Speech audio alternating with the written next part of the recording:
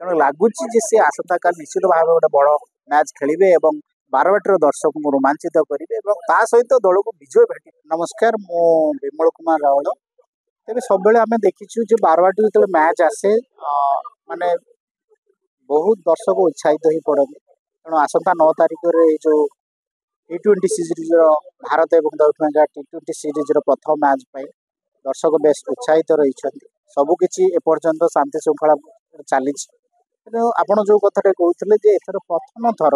Barabati black soil परिवर्ते माने red soil रे जो नाली माटी बीच रे मैच हम सदा बेले नाली माटी बीच रे कौन हुए ना हाई स्कोरिंग मैच होता है एवं यहाँ बैटिंग फ्रेंडली थाए तेणु बैट्समैन भल बैटिंग करती बॉलर को एत सुहाई ना तेणु ये मैच जो प्रथम मैच को लेकिन आमर जो आशा रही जे गोटे बड़ स्कोर हम जे भी खेलतु प्रथम खेलतु एवं चेज करने भी सहज हम कहीं काकर ये गोटे मुख्य भूमिका ग्रहण करे क्या सेकेंड इनिंग्स चेज करवाटा सहज हम। आज जो आम सूर्य कुमार यादव जो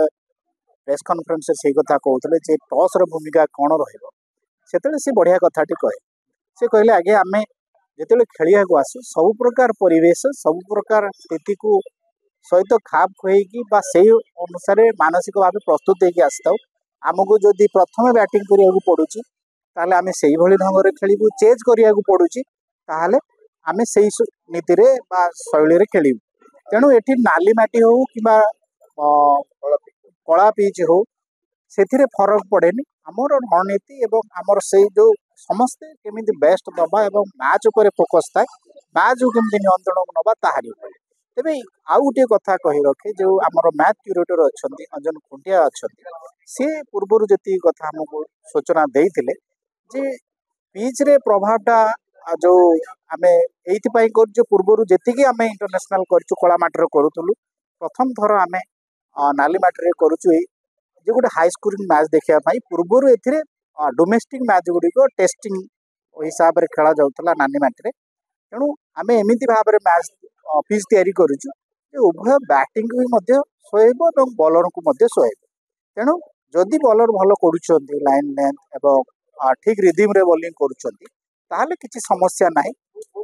बॉलर फायदा पाइबे बैट्समैन को ओबियसली फायदा मिल नाली माटी तेणु सदा बेले आम देखीचे जे अहमदाबाद हो मुंबई हो जो सहर में आमर सब प्राय तो नाली माटी पिच अच्छी भल स्कोरिंग T20 कथा आज्ञा गोटे संपूर्ण T20 दुईटा जाक फर्माट संपूर्ण अलग एक फर्माट ये फर्माट सदा बेले कौन होता है से समय जे आम से परिस्थिति केते ऑब्जर्व करुचे बैट्समैन केते निज को प्रस्तुत करुची से अनुसार केते आक्रमण कर पारुची ता ही बड़ कथा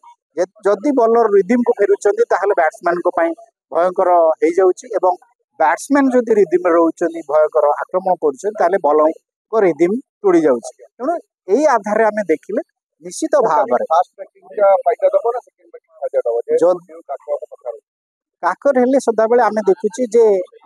चेज करवाटा सहज हुए कहीं बॉलिंग करवा कष्ट होता है सदा बेले बॉलटा काकर सहित जोड़ी रुहे बॉल को जो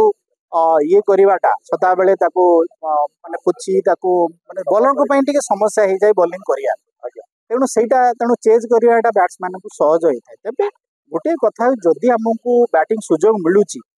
भारत हिसाब से भारत को जो बैटिंग सुजोग मिलूची आमको गोटे बड़ स्कोर करार अच्छे कहीं पूर्व आप 3टा जाक T20 देखिए भारत एत भल करनी फलाफल एत भल ना दक्षिण आफ्रिका भल कर तेणु जदि आम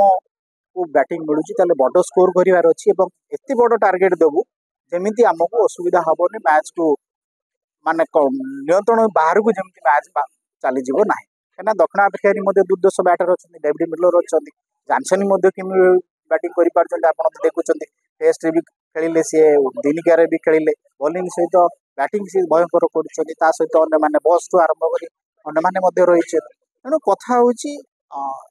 दक्षिण आफ्रिका गोटे शक्तिशाली दल मत तो लगुच जानसन रोचंदी जानसन एनगिडी अच्छा आमर बस अच्छा महाराज अच्छा ये जो प्रमुख बॉलर जो स्पेशलिस्ट अच्छा एम निश्चित भाव में नजर रही भल बॉलिंग करेंगे निश्चित भाव में सूर्य टिके धीमे जाइए माने जो उदय आम देखी 360 बोली आम जो टिके धीमे जाइए तेणु आशा करुचु जे सी आज जमी फुर्ती प्रेस कॉन्फ्रेंस करुले तेणु लगुच सी आसंता काल निश्चित भाव गोटे बड़ मैच खेलिबे एवं बारवाटी दर्शक को रोमांचित करेंगे सहित दल को विजय भेटी।